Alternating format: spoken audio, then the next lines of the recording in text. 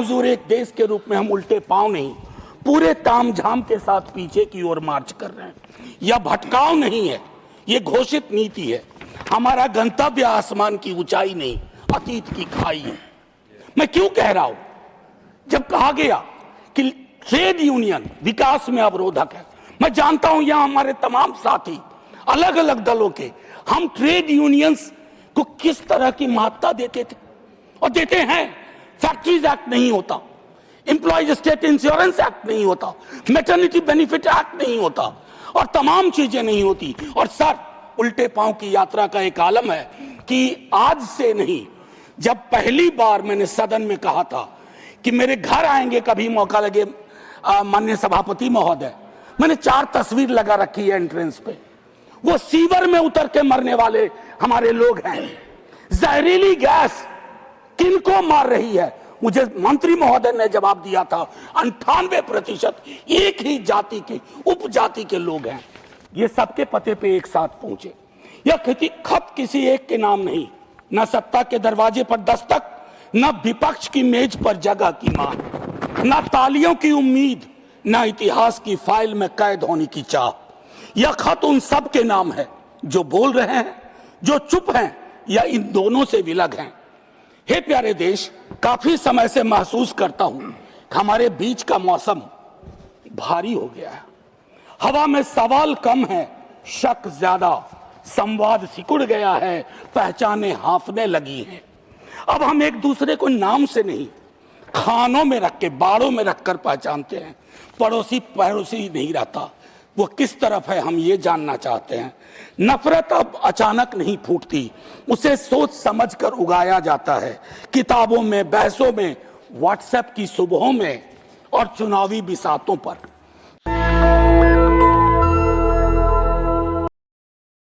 तो राष्ट्रपति देखे इस कार्यकाल में और 3 उपराष्ट्रपति देख लिए इसी कार्यकाल में। तो मैं जानता हूं कि महामहिम की स्क्रिप्ट की क्या पृष्ठभूमि है। I am aware of it, I am aware of the tradition, but what worries me as a citizen that why can't we sit down and change these kind of traditions। महामहिम जब घर से निकलती होंगी उड़ीसा, झारखंड, बिहार, सड़कों से, उन्हें बहुत कुछ दिखता होगा जो अभिभाषण का हिस्सा नहीं है। मेरे पास वक्त ज्यादा नहीं था महामहिम, थोड़ा माननीय सभापति महोदय, मैंने सोचा कि मैं प्रोज में अक्सर बोलता हूं, आज पोइट्री में बोलूंगा और बाद में अगर हमारे साथियों को दिलचस्पी हो तो मैं कवि का नाम भी बता दूंगा। बहरहाल मैं इसलिए कह रहा था कि जब वो निकलती होंगी महामहिम तो आय की असमानता के दर्शन होते होंगे। हमारे गणराज्य की नैतिक आत्मा है सामाजिक न्याय, उससे भी रूबरू होती होंगी अपने पुराने दोस्तों से बातचीत के आधार पर। माननीय सभापति महोदय, 28 जनवरी ये एड्रेस हुआ, 29 जनवरी को 2 चीज हुई है और मैं सभी सदस्यों का ध्यान आकृष्ट करना चाहता हूं। उसके बाद मैं कविता के अंश पे आऊंगा। माननीय सभापति महोदय, उस दिन कोर्ट में 2 ऑब्जर्वेशन बहुत महत्वपूर्ण है। एक कहा गया कि क्या हम उल्टे पांव की यात्रा पे निकल पड़े हैं, पीछे की ओर जा रहे हैं यूजीसी रेगुलेशन के संदर्भ में। मेरा दिल किया कहूं, जी हाँ हुजूर। You got only 6 minutes. Sir, I thought you sought your protection. 2 minutes extra I'll take and I'll wind up without ringing the bell. जी हाँ हुजूर, एक देश के रूप में हम उल्टे पांव नहीं, पूरे तामझाम के साथ पीछे की ओर मार्च कर रहे हैं। यह भटकाव नहीं है, ये घोषित नीति है। हमारा गंतव्य आसमान की ऊंचाई नहीं, अतीत की खाई है। मैं क्यों कह रहा हूं? जब कहा गया कि ट्रेड यूनियन विकास में अवरोधक है, मैं जानता हूं यहां हमारे तमाम साथी अलग अलग दलों के, हम ट्रेड यूनियंस को किस तरह की महत्ता देते थे और देते हैं। फैक्ट्रीज एक्ट नहीं होता, एम्प्लॉयज स्टेट इंश्योरेंस एक्ट नहीं होता, मैटरनिटी बेनिफिट एक्ट नहीं होता और तमाम चीजें नहीं होती। और सर, उल्टे पांव की यात्रा का एक आलम है कि आज से नहीं, जब पहली बार मैंने सदन में कहा था कि मेरे घर आएंगे कभी मौका लगे माननीय सभापति महोदय, मैंने 4 तस्वीर लगा रखी है एंट्रेंस पे। वो सीवर में उतर के मरने वाले हमारे लोग हैं।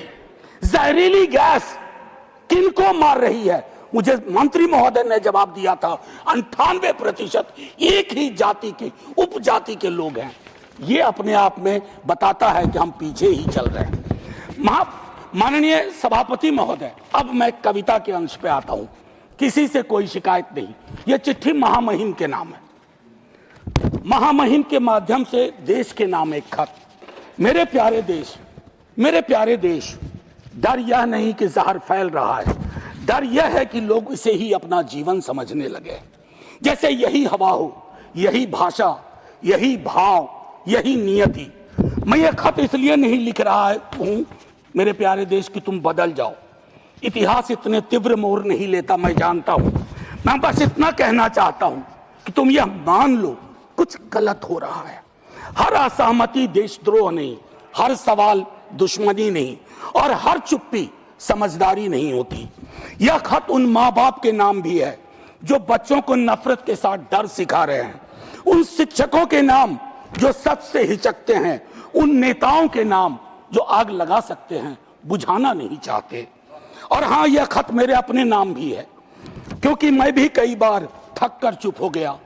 मेरे प्यारे देश, अगर मौसम पूरी तरह ना बदले तो भी चलेगा, बस इतना हो जाए कि लोग पहचान लें कि वे बीमार मौसम में जी रहे हैं, क्योंकि पहचान के बिना इलाज सिर्फ एक बहाना है।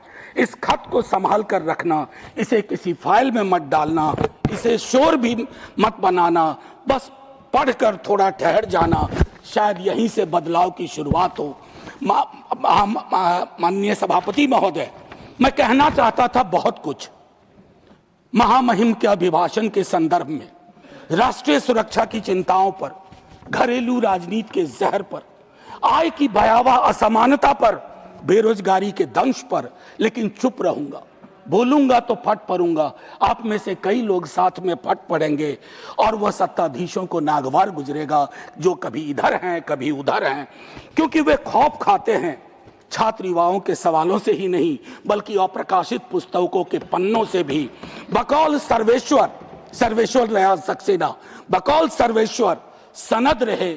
देश सिर्फ कागज पर बना नक्शा नहीं होता, देश रिश्तों से बनता है। और जब सत्ता रिश्तों पर शक बोने लगती है तो संवाद देशद्रोह हो जाता है और सवालों से लोग डरने लगते हैं। फिर सरहदें नहीं टूटती, देश भीतर से चुपचाप दरकने लगता है। जय हिंद कहूं इससे पूर्व आपका धन्यवाद करना चाहता हूं। मैं चाहता हूं कि हमारी इस पूरी रवायत को, इस पूरी परंपरा को मैं जानबूझ करके इसको संदर्भ में रखना चाहता था कि हमारे संवाद के भी तरीके बहुत बदल गए हैं। ना जाने क्यों, मैं 100 दफा कह चुका हूं। 1 मिनट का वक्त दीजिए सभापति महोदय। ना जाने मैं क्यों एक सांसद के रूप में महसूस करता हूं कि हम एक दूसरे से दुश्मनी की जुबान में क्यों बात करते हैं। अगर इधर से कोई कुछ बोले तो क्या जरूरी है कि उधर से उस तरह का शोर मचाया जाए जिसके बगैर भी संसद में बात की जा सकती है। मैं पढ़ता हूं, मैंने 52 की संसद के बारे में पढ़ा, 57 पढ़ा। विपक्ष बहुत छोटा था, लेकिन छोटा आकार अपने आप में ये नहीं है कि विजडम भी छोटा ही होगा, ज्ञान भी छोटा ही होगा, सोच भी छोटी ही होगी। मेरा मानना है कि ये बैरियर टूटने चाहिए। इसे कोई अन्यथा न ले।